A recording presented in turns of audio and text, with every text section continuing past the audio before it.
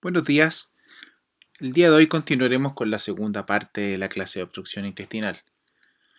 En primer lugar, haremos un recordatorio de la primera parte. Recordarles que la obstrucción intestinal es el impedimento del paso parcial o completo del contenido intestinal a través del tracto digestivo.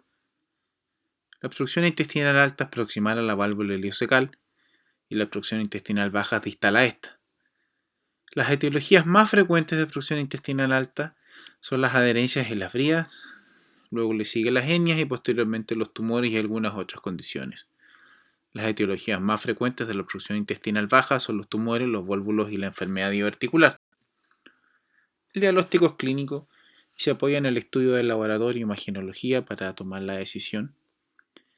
Y es fundamental definir la viabilidad del asa comprometida, ya que de esto va a depender en gran medida cuál va a ser el manejo inicial que nosotros hagamos con estos pacientes. Cuando nos enfrentamos a la decisión de cómo tratar a un paciente con obstrucción intestinal, es fundamental que nosotros, en primer lugar, hagamos un algoritmo de trabajo. Y este básicamente es hospitalizar al paciente, considerar algunas medidas generales que son transversales para todas las obstrucciones intestinales y luego definir rápidamente si el paciente tiene sospecha de compromiso del asa.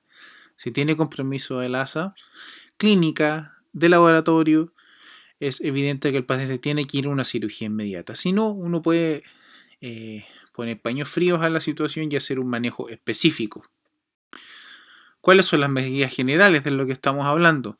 Hospitalizar al paciente, instalarle una sonda nasogástrica a caída libre, esto lo hace la enfermera. La sonda nasogástrica es bastante útil ya que la sonda nasogástrica permite establecer un mecanismo de descompresión del intestino, lo cual favorece la disminución del calibre de este y favorece la resolución de la obstrucción intestinal. Hay que hidratar o reponer el volumen según metas, y estas metas las vamos a medir específicamente de acuerdo a la diuresis que presenta el paciente, así como algunas comorbilidades. Por eso es fundamental también instalar una sonda Foley para poder llevar un control estricto de la diuresis y ver si estamos reposicionando el volumen en forma adecuada o no. Corrección de algunos parámetros alterados. Recordemos que también puede existir algunos casos de anemia, de alteración de las pruebas de la coagulación. Y el uso de antibióticos también es una indicación que va a variar de paciente a paciente. Sin embargo, sí tiene indicación cuando existe un compromiso de la viabilidad intestinal, así como cuando en pacientes inmunocomprometidos. ¿Ya? Pero no es estándar para todos los pacientes. Y en el caso que vayamos a operar al paciente, prepararlo para pabellón. Cuando existe compromiso del intestino, la cirugía tiene que ser a la brevedad. Como pueden ver en la imagen, ese es un caso en el cual claramente llegamos en forma tardía, donde se ve la necrosis del intestino delgado. Debemos informar a anestesia y al equipo quirúrgico. El equipo quirúrgico significa que son los anestesiólogos, son las arsenaleras, cosas que preparen todo lo instrumental que nosotros podamos usar. Además, como el espectro de estos pacientes son muchas veces pacientes mayores, es fundamental también que nosotros informemos y determinemos la necesidad de cama de unidad de cuidados intensivos luego de la cirugía. Por lo tanto, debemos informar a gestión de camas para ver la disponibilidad de las camas y conseguirnos una cama. Y la cirugía va a ser específica según cada patología. Ahora, para poder abordar en forma didáctica esto, vamos a dividir las obstrucciones y vamos a hablar primero de la obstrucción intestinal alta y luego de la obstrucción intestinal baja. Cuando hablamos de obstrucción intestinal alta, sabemos que la principal causa son las bridas y adherencias. Generalmente permiten un manejo expectante o médico, si uno lo puede decir de alguna forma. ¿Qué son las adherencias? Las adherencias, como ustedes pueden ver en la imagen de la derecha, son tejido conjuntivo laxo que se produce luego de algún proceso inflamatorio o una injuria peritoneal.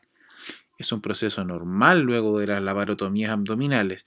Existen algunas laparotomías que tienen mayor riesgo de producir procesos adherenciales y entre estas destacan la cirugía urológica, la cirugía ginecológica especialmente. Sin embargo, también algunos procesos quirúrgicos normales como son las apendicectomías, las colecistectomías abiertas, La gastrectomía, cualquier cirugía intraabdominal puede dejar adherencias también.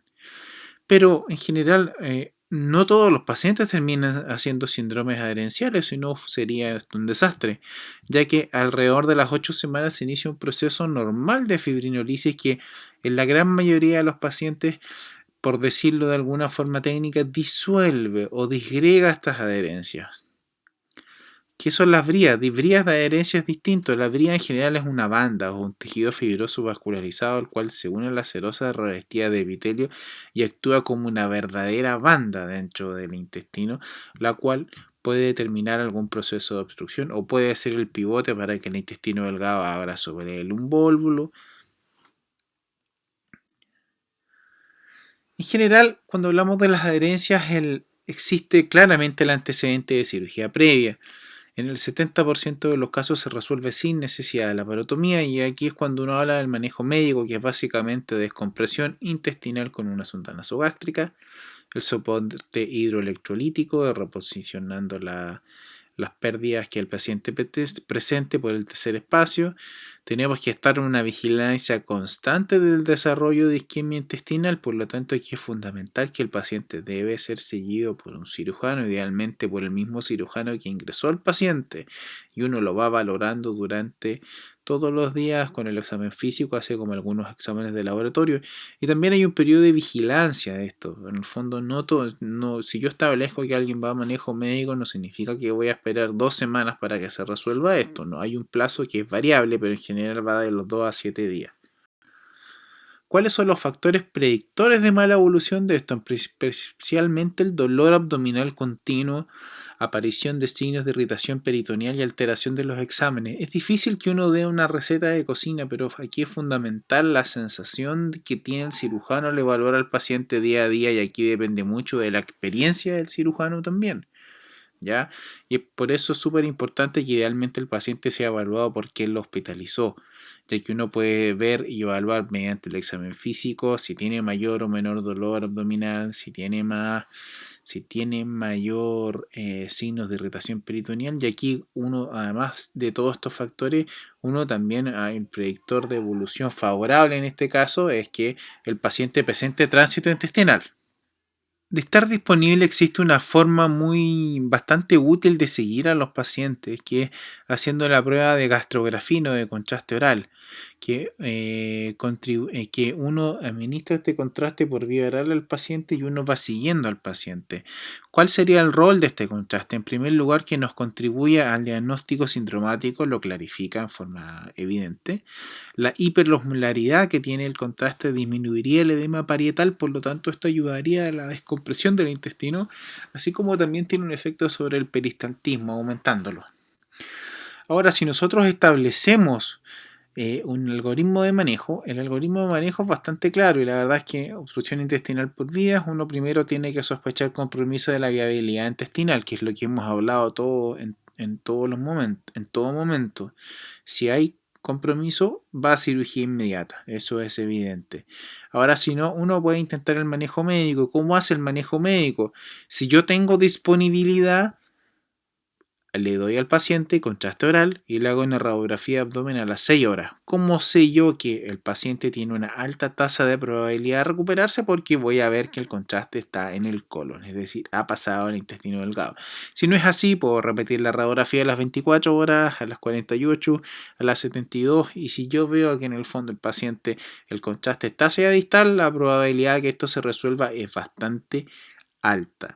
Ahora, no todas partes está disponible el gastrografín o el contraste oral, no todas partes se puede hacer, por lo tanto ahí el seguimiento va a ser netamente clínico, y la radiografía de abdomen nos va a permitir, por ejemplo, ver aire en el colon o en el recto, que de existir una obstrucción en general no debiera verse la radiografía de abdomen, ¿ya? Y recordar también que otro de los signos evidentes de que el paciente se está recuperando es que el paciente presente tránsito intestinal. En la imagen siguiente podemos ver qué es lo que uno ve cuando uno entra a operar a los pacientes. En general uno ve que en la imagen de la izquierda pueden ver claramente una adherencia abrida hacia la pared abdominal y, como les mencionaba yo, la cirugía ginecológica es una de las principales cirugías que deja adherencia. Ustedes pueden ver ahí cómo el útero está adherido hacia anterior por una adherencia hacia la derecha, cómo se ve una adherencia de intestino delgado hacia la pared abdominal y hacia la pared pélvica. Por lo tanto, aquí el tratamiento netamente de estos pacientes que no responden es un tratamiento quirúrgico. Ahí pueden ver ustedes un paciente que nosotros operamos en un turno de cirugía, donde se puede ver cómo existen múltiples adherencias entre el intestino delgado y el intestino grueso, los cuales son los que determinan este angulamiento de la asa intestinal, el cual determina que exista la obstrucción. ¿Qué cirugía hacer? La verdad es que muchas veces basta solo con la adherenciolisis, la cual puede ser bastante extensa y de terminar 4 o 5 horas, así como uno en la cirugía, en la laparotomía, puede encontrar una o dos bandas fibrosas que determinan el punto de obstrucción y con eso la verdad es que está resuelto el paciente. Por lo tanto, el tipo de cirugía va a depender de los hallazgos, así como del compromiso intestinal. Si hay compromiso intestinal, estoy condenado a hacer una resección intestinal. Otra de las causas que habíamos mencionado frecuente de obstrucción intestinal son las hernias. ¿Qué son las hernias? Son defectos de la pared musculoponeurótica por lo que se produce la protrusión ocasional o permanente de contenido intracavitario a través de un área de mayor debilidad en la pared abdominal. Y es la resultante de la presión intraabdominal y la capacidad de contención de la pared. Por eso hay algún tipo de pacientes que tienen mayor riesgo de hacer hernias, como son las embarazadas, los inmunodeprimidos, pacientes obesos, en los cuales hay un aumento de pacientes con insuficiencia hepática, que tienen ascitis, los cuales tienen mayor riesgo tienen una mayor presión intraabdominal. ¿Cuáles son las características generales de las hernias? Cuando uno habla de hernias, uno habla primero de cuáles son los componentes de la hernia, como ven en la imagen. Y esos son el anillo herniario, es decir, el defecto que ocurre en la pared neurática, el saco herniario. El saco herniario corresponde a un recubrimiento de peritoneo que se desliza desde la cavidad intraabdominal hacia afuera y es el que tiene el contenido, que en general, la gran mayoría de las veces es intestino delgado. El trayecto va a depender un poco del tipo de hernia y el contenido, que puede ser intestino delgado, intestino grueso, puede ser incluso el apéndice. La ubicación: existen hernias que son externas, así como hernias que son internas. Las hernias internas son pacientes que en general tienen antecedentes de cirugía, dentro de las cuales hoy en día la principal etiología son la cirugía bariátrica. Las hernias externas son todas las que nosotros podemos ver. Así como también podemos hablar de la complicación, una hernia simple o reductible que no va a determinar un cuadro de obstrucción intestinal, así como hernias complicadas, las cuales son atascadas o irreductibles, y así como está la hernia estrangulada. En esta imagen podemos ver los 3 sitios de ubicación principales de las hernias, como son en la letra A, la hernia inguinal indirecta, que pasa a través de la persistencia del conducto peritoneal. En la letra número B podemos ver la hernia inguinal directa, la cual se debe a una debilidad de la pared abdominal, de la pared posterior del conducto inguinal. Y en la C podemos ver la hernia femoral.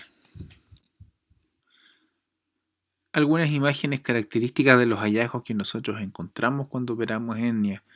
En el caso de la imagen de la derecha, de la izquierda, podemos ver cómo uno ve una hernia estrangulada, una inguinal estrangulada. En la imagen de la izquierda hacia inferior podemos ver las adherencias que se producen en el intestino delgado y las adherencias que se producen con el saco, lo cual determina la complejidad muchas veces de estas hernias. En algunas oportunidades podemos encontrar el apéndice inflamado, una apendicitis dentro del saco herniario que se conoce como hernia de Amiens. También está la hernia de Littré, la cual podemos ver que aparece un pequeño segmento de intestino delgado y este es el divertículo de Meckel. ¿Cómo hacemos el diagnóstico de las hernias? El diagnóstico de las hernias básicamente se realiza con una buena anamnesis en la cual el paciente refiere un dolor súbito en el área de debilidad o en relación a esfuerzo físico. La gran mayoría de los pacientes, cuando uno los interroga, refiere que tiene algún bulto en alguna parte del abdomen. Por lo tanto, es bastante simple la historia, y con eso nosotros debemos ir al tiro a un examen físico, y es súper importante que nosotros descubramos todo el abdomen y la ingle del paciente, que es algo que ya mencionamos en la clase número 1. Muchas veces uno hospitaliza a pacientes con el diagnóstico de obstrucción intestinal sin examinarlos como debe ser, y empieza a hacer exámenes de sangre. Después uno hace un escáner, y en el escáner uno ve que el paciente tiene una hernia crural. Descubrimos al paciente y claro, evidentemente tenía una hernia crural. Por lo tanto, el examen físico en la gran mayoría de los pacientes es suficiente, y el estudio imaginológico solo nos ayuda ante una duda diagnóstica o ante la sospecha de alguna complicación. De hecho, las hernias, la imagen solo técnica referencial de cómo uno opera una hernia inguinal atascada. En general, lo ideal es operar esto en forma electiva, y aquí está la técnica electiva. Sin embargo, es fundamental que ustedes entiendan que cuando uno opera a un paciente con una obstrucción intestinal, la verdad es que muchas veces los planos no se ven como está ejemplificado acá, y la verdad es que hay mucho plano que está total y absolutamente edematizado o deformado. Por lo tanto, aquí la experiencia del cirujano es crucial para tomar las decisiones sobre cómo reparar la hernia. Pero en general lo que uno hace es que uno abre el conducto inguinal, reduce el saco horniario, cierra el saco horniario, revisa que el componente del saco horniario, en este caso o el intestino, no tenga necrosis. Después cierra el saco horniario y después procedo a instalar una malla. La decisión o no de colocar malla también va a depender un poco del cirujano, de los hallazgos quirúrgicos. Inicialmente se decía que uno no debía instalar malla cuando el paciente tenía una obstrucción intestinal. Posteriormente este concepto cambió y se decía de que sí se podía instalar malla siempre cuando no existiera necrosis, y hoy en día la verdad es que incluso si existe necrosis uno en algunos casos bien seleccionados puede instalar malla. La hernia femoral o crural también es una hernia bastante importante, ya que es un cuadro que es bastante silente. Es clásico de mujeres y de pacientes añosos, y se complica con mayor frecuencia ya que el anillo es más estrecho. Como ustedes pueden ver en la imagen posterior, la hernia protruye por un espacio que queda ubicado en el anillo femoral, que el anillo femoral está ubicado, como ustedes pueden ver, por lateral está la vena femoral, hacia medial está el ligamento lagunar, hacia inferior está el ligamento pectíneo, y hacia superior está el ligamento inguinal. Es un área bastante estrecha, por lo tanto lo que aquí se introduzca en general no se va a poder reducir, que es una de las cosas que uno pudiera hacer. Por lo tanto, aquí hay muchas técnicas de reparación, pero el concepto básico es que yo aquí paso puntos de un material irreabsorbible entre el ligamento de Cooper y el ligamento inguinal, cerrando este espacio, dejando obviamente calibrado esto para que yo no produzca una compresión de la vena femoral. Tampoco, como ustedes pueden ver en la imagen de la derecha, tampoco puedo cerrar todo en forma. Y la forma de operar esto en general es una forma preperitoneal, ¿ya? En la cual me meto a ese espacio por vía posterior, no por anterior, en el preperitoneo. Otra hernia frecuente es la hernia umbilical, que en general el manejo va a depender un poco del tamaño. En el caso de la imagen de la izquierda hacia el superior es una hernia bastante pequeña. En general se dice que a tamaño de un centímetro hasta 2 centímetros pudieran ser reparados solo con puntos y sin la necesidad de malla. Sin embargo, también va a depender o no de la decisión del cirujano. Y en el caso de la imagen inferior izquierda, ustedes pueden ver un caso extremo de una hernia inguinal en la cual el paciente perdió domicilio. ¿A qué me refiero con que perdió domicilio? Que esta hernia, aunque yo la repare, la probabilidad de que yo vuelva a introducir el contenido completo del intestino hacia interior es nula. Y en este caso, esa paciente llegó con una perforación de intestino. Y tenemos también las hernias incisionales, principalmente debidas a una laparotomía media infraumbilical. Son situaciones crónicas en la cual el intestino delgado puede estar comprometido en forma variable, desde algunos 10 o 15 centímetros hasta tener todo el intestino delgado metido a la hernia, por lo tanto la resolución de esta hernia es bastante compleja y el manejo de urgencia se hace solo ante un compromiso del intestino o un compromiso de la viabilidad intestinal o si el paciente tiene una obstrucción. La reparación es compleja, por lo tanto lo ideal es que lo hagan cirujanos dedicados al tema, donde existen muchas técnicas que también van a ver en la clase de hernias, pero la gran mayoría de estos pacientes requiere mallas que son complejas de instalar por la disección que requieren, así como por las posibles complicaciones postoperatorias que el paciente pueda requerir. Otra causa también son los tumores, ya que no es una causa tan infrecuente. Y aquí pueden ser tumores tipo adenocarcinoma, que favorablemente no son tan frecuentes y que requieren una resección oncológica formal con una linfadenectomía. Y ahí el gran problema es cuánto es la cantidad de intestino que uno va a resecar, que esa es una decisión netamente cirujano. También están los carcinoides, que son tumores o tumores neuroendocrinos, que son tumores bien circunscritos que uno realiza solo la resección del intestino, sin la necesidad de una linfadenectomía, la cual no tiene una utilidad demostrada al 100%.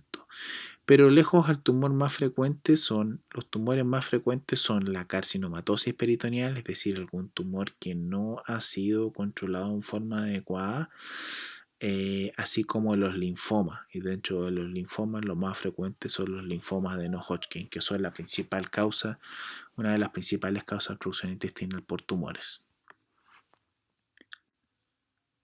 La intususcepción también es una causa de obstrucción intestinal en la cual ustedes pueden ver que un segmento de intestino delgado se intususcepta, se impagina sobre otro. Y esto en general es frecuente de los niños por adenopatía, pero en general en los adultos se debe a que es secundario a tumores, pólipos o adenopatías del ileum terminal. Y esto produce también un grado de isquemia y de erosión de la mucosa, por lo tanto suelen presentarse como hemorragia digestiva baja también. Y en general el manejo de estos pacientes es una laparotomía o laparoscopía y desimpactación. Y ahí uno tiene que evaluar en el fondo cómo va a ser el grado de desimpactación, si uno lo puede hacer en forma adecuada o si uno tiene que hacer una resección intestinal. Y otra condición que es importante que ustedes conozcan es el hilio biliar. El hilio biliar está causado por una fístula colecisto-duodenal, una conexión anormal entre la vesícula y el duodeno. ¿Ya? Son cálculos grandes que luego de algún episodio inflamatorio la vesícula se adhiere al duodeno. Este cálculo produce una erosión de la mucosa vesicular y posteriormente una erosión de la mucosa duodenal produciendo esta conexión anómala, la cual posteriormente permite el paso del cálculo, el cual por el peristaltismo puede viajar a través del intestino delgado y se impacta generalmente a nivel del ilion terminal o de la válvula iliocecal. Existe la triada de Rigler, que es característica de esto, como son los hallazgos de aerobilia, cálculo ectópico y niveles hidroaéreos en la radiografía de abdomen. Y uno debe resolver solo la obstrucción, es fundamental esto, uno no resuelve la fístula colecisto-duodenal. Eso se hace en un segundo tiempo ya que está demostrado que aumenta la mortalidad. En la imagen de la izquierda pueden ver ustedes cómo se ven los hallazgos característicos que les estoy contando. Signo de obstrucción intestinal, el cálculo ectópico hago la flecha de abajo y en la flecha de arriba se ve neumobilia. Y la cirugía es una laparotomía que es bien acotada, la verdad. Se hace una enterotomía, es decir, abrimos el intestino delgado, sacamos el cálculo y después cerramos el intestino delgado, la gran mayoría de las veces sin una necesidad de una resección. Y finalmente, para terminar con las hernias, con la obstrucción intestinal alta, como les mencionaba, tenemos una epidemia de hernias internas, las cuales son secundarias a bypass gástrico, ha aumentado en forma significativa en los últimos años, requiere un alto nivel de sospecha y no en todos los casos se presenta como una obstrucción intestinal propiamente tal, sino que se manifiesta como dolor. Como el nivel de sospecha en general es bajo, si uno tiene un desconocimiento del cuadro, generalmente se asocian a necrosis, por lo tanto estos pacientes tienen que ser rápidamente intervenidos y lo ideal es que sea un abordaje laparoscópico. Continuando con la obstrucción intestinal baja, nosotros podemos dividir las tres grandes causas en cáncer, vólvulo y enfermedad diverticular. El cáncer lo podemos dividir en ubicación de colon derecho, izquierdo, recto. El vólvulo en compromiso de sigmoides y ciego, y la enfermedad diverticular como una condición propiamente tal. No nos vamos a referir extensamente al cáncer de colon, sin embargo, a modo introductorio les puedo decir que es la tercera neoplasia más frecuente en nuestro país y probablemente en los próximos 15-20 años sea la primera. El 20-50% de estos debuta con un compromiso obstructivo. Por lo tanto, debemos conocer qué es lo que se hace en estos casos. Y el cuadro clínico va a variar de acuerdo a la ubicación. En general, el 25% de los tumores son del colon izquierdo, del colon derecho, el 20-30% son del colon izquierdo y el 20-30% de los tumores son de recto, el cual está aumentando día a día. El colon derecho es un cuadro que generalmente es un cuadro más agudo y que es similar a una obstrucción intestinal alta. En cambio, el colon izquierdo es un cuadro más larvado, más prolongado, que se asocia a anemia, a sangrado, a cambio del hábito intestinal. Por lo tanto, como vimos anteriormente en la parte número 1, existen diferencias claras en cuanto a la forma de manifestación. Cuando tenemos la presencia de un tumor de colon derecho obstructivo, en general lo que nosotros planteamos es hacer una resección del segmento comprometido, una resección de tipo oncológica, la cual pueden ver ustedes en la imagen de la izquierda. Uno necesariamente tiene que resecar el tejido colónico con el mesocolon, el mesenterio que tiene el colon, por donde van los vasos sanguíneos, esto para hacer una adecuada linfadenectomía. No es que uno haga una linfadenectomía como tal, sino que uno reseca el segmento de intestino con este tejido que lo sostiene hasta el origen de los vasos. Y después de eso nosotros tenemos que tomar decisiones que básicamente la gran decisión es hacer o no una anastomosis, es decir, unir el ilion con el colon que queda remanente o dejar una ileostomía. En general lo que uno siempre intenta hacer es hacer una anastomosis, dejar reconstituido el tránsito intestinal versus una ileostomía. ¿Por qué? Porque la ileostomía es un estoma que es bastante complejo de manejar porque tiene bastante contenido al día. El contenido de la ileostomía puede variar desde 500 cc hasta 3 o 4 litros, lo cual lleva a deshidratación e insuficiencia renal a largo plazo. Por lo tanto, es bastante difícil de manejar, especialmente a los pacientes añosos. Por lo tanto, colon derecho, hemicolectomía derecha como cirugía y anastomosis primaria siempre. Ahora, ¿cuándo no vamos a hacer una anastomosis? Cuando un paciente que tenga un compromiso séptico importante, que esté cursando un shock séptico, que esté con drogas vasoactivas, pacientes que han requerido múltiples transfusiones durante la cirugía, así como pacientes que también tienen un grado de inmunodepresión. En cuanto al colon izquierda, como conversábamos, aquí el tiempo de evolución es bastante más larvado y lo que yo hago acá es una resección también oncológica y en general la operación más segura de realizar es una operación de Hartmann. Operación de Hartmann, yo sé que ustedes lo van a escuchar muchas veces durante su vida o ya la han escuchado y básicamente consiste en resecar el segmento de colon izquierdo comprometido o de sigmoides y dejar una ostomía terminal, lo cual contribuye a que yo no dejo ninguna anastomosis, por lo tanto mi riesgo de complicaciones postoperatorias disminuye. Sin embargo, es importante también considerar que casi el 40-50% de los pacientes nunca se va a reconstituir, o sea, nunca se va a hacer una nueva anastomosis. Por lo tanto, también uno tiene que valorar esto en forma bastante específica, caso a caso, paciente a paciente. O también puedo hacer una anastomosis primaria, que esto tiene que ser obviamente en casos bien seleccionados, pero aquí también es fundamental que ustedes comprendan que esto requiere de un cirujano que tenga experiencia en anastomosis colorectales con stapler. No es tan simple como parece instalar un stapler y que hacer la anastomosis. Es fundamental tener experiencia. Tampoco digo que esto lo tengan que hacer solo los subespecialistas, pero tiene que ser alguien que domine el tema. Al enfrentarnos a un cáncer de recto, la situación cambia. Aquí En general es una cirugía mucho más compleja. Recordar que el recto está inmerso en la pelvis, por lo tanto yo no puedo plantear hacer una resección primaria porque el riesgo que yo tengo de dejar los márgenes positivos es muy alto. Por lo tanto, aquí lo que uno debe hacer básicamente es hacer una ostomía de derivación, ¿ya? Y posteriormente resolver la obstrucción intestinal y que el paciente vaya después a ser manejado por un equipo multidisciplinario, el cual va a decidir cuál es la mejor terapia para él. Esto lo vamos a ver con mayor profundidad cuando hablemos en la clase de cáncer de recto. Lo ideal para derivar al paciente es hacer una colostomía en asa, la cual en general se hace o en sigmoides o en transverso y va a depender un poco de los hallazgos quirúrgicos del paciente.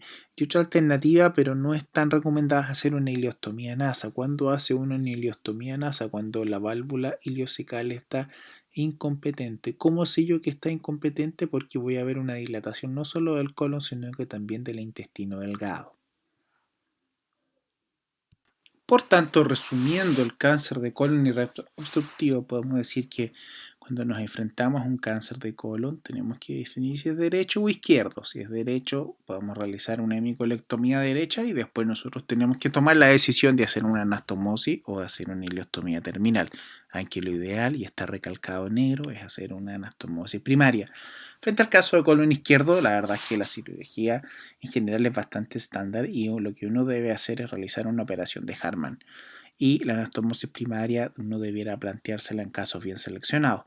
Y en el caso de cáncer de recto no hay mucha discusión, hay que realizar una ostomía derivativa y en la gran mayoría de los casos lo ideal es hacer una colostomía en asa, siendo la ileostomía en asa una alternativa que uno la debe considerar como la segunda opción. Los vólvulos colónicos son la segunda causa más frecuente.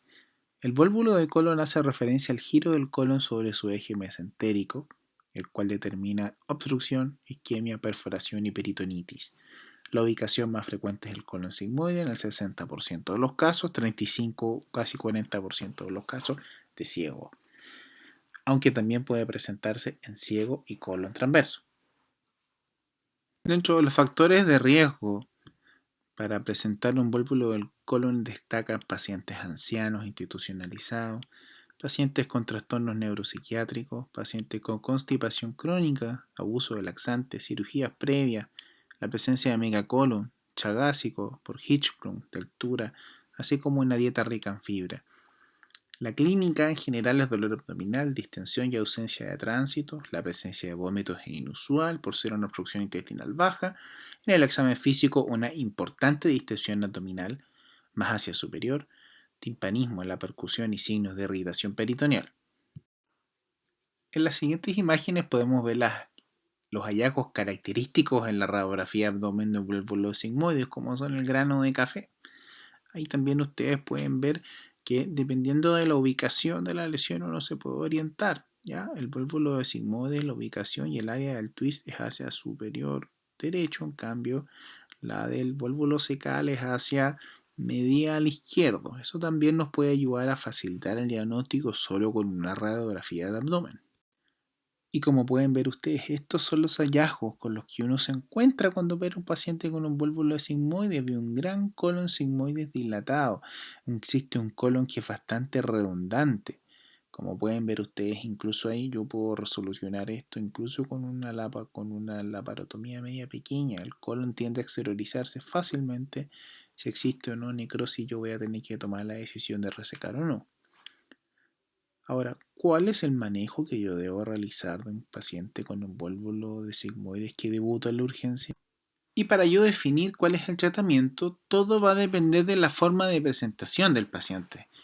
Si el paciente presenta signos de isquemia o perforación, la verdad es que es bastante fácil la decisión, hay que hacer una laparotomía exploradora, resecar y hacer una ostomía.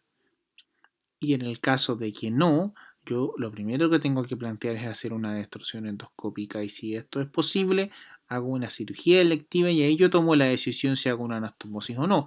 Ahora, si no lo puedo destruir o durante la destrucción se perfora, la verdad es que tengo que hacer una resección de urgencia y dejar una ostomía. Y como les mencionaba, el primer abordaje que uno debe tener ante la presencia de un vólvulo de sigmoides es la extrusión endoscópica. Se hace con un endoscopio flexible, tiene una tasa de éxito del 60 al 80%. Es un procedimiento que no es complejo de realizar, que debe ser hecho por un endoscopista y en el cual lo que nosotros buscamos a medida que vamos introduciendo el endoscopio se va enderezando en cierta medida el colon y uno va insuflando pequeñas cantidades de aire sin mucha insuflación para no perforar, buscando resolver esta área de giro del colon. Posteriormente, una vez que nosotros logramos resolver esto, aspiramos, que va a haber bastante contenido fecaloideo y bastante aire, y después dejamos una sonda instalada más allá del punto donde el intestino hizo el vólvulo, cosa de poder facilitar la descompresión y preparar al paciente para una cirugía electiva posterior. Una vez resuelto el vólvulo mediante endoscopía, se realiza una cirugía planificada, la cual tiene que ser idealmente durante la misma hospitalización por el alto riesgo de revolvulación, donde lo ideal aquí es hacer una resección electiva del colon sigmoide y hacer una anastomosis primaria. En la imagen siguiente es lo que uno ve cuando uno opera a un paciente con un vólvulo de sigmoide: intestino dilatado, un colon largo y un área de necrosis. Y ahí uno es donde tiene que tomar la decisión, una decisión que se hace netamente en el intraoperatorio sobre cuál es la cirugía que uno va a hacer. En la gran mayoría de las veces se realiza una operación de Hartmann y la anastomosis primaria solo queda indicada para la cirugía electiva, como lo vimos recién. El vólvulo de Sigo corresponde al 35% de todos los vólvulos y se debe a una rotación axial del colon sobre su mesenterio en el sentido del reloj. Se debe principalmente a una no fijación del ciego durante la etapa embriológica, así como también algunas condiciones postquirúrgicas en las cuales quedan adherencias sobre la zona pericecal y el ciego gira sobre esta misma área de adherencia causando esta rotación y el vólvulo. La clínica general es dolor, náuseas, vómito y distensión abdominal y puede imitar los síntomas de una obstrucción intestinal de intestino delgado. Por lo tanto, la clínica es bastante aguda y rápidamente genera necrosis del ciego, por lo tanto presenta síntomas y signos de sepsis. Es súper importante que tengan claro que existe una contraindicación para la extrusión endoscópica, ya que generalmente es inefectiva, y la indicación es una laparotomía exploradora. Generalmente existe necrosis del vólvulo de ciego, por lo tanto aquí, en vez de devolvular, lo que yo tengo que hacer como primera medida es controlar los pedículos vasculares, ya que este segmento necrótico tiene una retención de citoquinas inflamatorias y de desechos necróticos celulares, los cuales al yo destorcer hago que se transmitan hacia todo el sistema circulatorio central. Por lo tanto, esto puede desencadenar una sepsis o incluso un shock séptico intraoperatorio. Lo ideal, depende del paciente obviamente, es resecar y hacer una anastomosis primaria y obviamente la ostomía ante una contraindicación de anastomosis, y en este caso sería una ileostomía. Es importante que tengan claro que el vólvulo de ciego es una situación inhabitual, por lo tanto el tratamiento es difícil de decir, y así como existen técnicas resistivas, también existen algunas técnicas que son no receptivas, las cuales, como ustedes pueden ver, todas tienen la morbilidad y mortalidad que son relevantes, por lo tanto deben ser elegidas cuidadosamente por el cirujano. Finalmente, la enfermedad diverticular también puede determinar en una obstrucción intestinal. No vamos a hablar extensamente de esto, ya que lo vamos a tratar también en una clase específica, pero la prevalencia aumenta con la edad. A los 60 años el 60% tendrá divertículos. Favorablemente solo el 15 a 20% de los pacientes van a presentar síntomas y en general la principal ubicación es en sigmoide, y ahí pueden ver ustedes cómo un colon inflamado y deformado puede causar una obstrucción intestinal. Es relevante que ustedes consideren que la obstrucción intestinal es una manifestación inhabitual de la enfermedad diverticular. Generalmente se debe a un proceso inflamatorio y rara vez se debe a una fibrosis cicatricial. El manejo en general depende de la valoración del ataque, descartando una neoplasia subyacente. Se debe intentar siempre el manejo médico con antibióticos y ir evaluando la evolución del paciente, y el tratamiento quirúrgico en la gran mayoría de los pacientes en la operación de Hartmann, aunque en algunos casos seleccionados, como ya hemos conversado a través de la clase, la anastomosis primaria pudiera ser una opción. Luego de todo este viaje que hicimos por la obstrucción intestinal, tanto en la clase 1 como en esta, podemos concluir que es un cuadro frecuente en la unidad de emergencia, que determina hasta el 20% de todos los abdómenes agudos. Por lo tanto, ustedes tienen que tener claridad del cuadro, tienen que tener un estudio importante sobre este tema y manejarlo a cabalidad. Es fundamental una adecuada anamnesis y un examen físico, el cual nos orienta hacia el tipo de obstrucción, ya sea alta o baja. El estudio imaginológico nos ayuda a determinar el punto de obstrucción y descartar complicaciones graves, pero en algunos casos solo con el examen físico ya tengo el diagnóstico hecho. Y la necrosis y la perforación son los principales predictores de mortalidad, por lo tanto eso es lo que yo tengo que diagnosticar rápidamente, y de no estar presente es lo que yo tengo que asegurarme de que no suceda. Recuerden que la obstrucción intestinal por adherencias tiende a resolverse en su gran mayoría mediante una descompresión abdominal con la sonda nasogástrica y el reposo intestinal. Las hernias inguinales y crurales pueden llevar rápidamente a la necrosis, por lo tanto requieren un diagnóstico y resolución oportuna. El cáncer de colon es la principal causa de obstrucción intestinal baja. Ante un vuélvulo de sigmoide siempre debe intentarse la resolución endoscópica. Es también importante que tengan a consideración que existe un módulo alternativo o opcional de válvulo, donde ustedes van a poder también profundizarse un poco más en los válvulos del colon, y también vamos a tener clases de diverticulitis, de cáncer de colon, de cáncer de recto, así como de otras patologías colónicas benignas, lo cual les va a ayudar también a complementar y comprender mejor todo el tema de la obstrucción intestinal.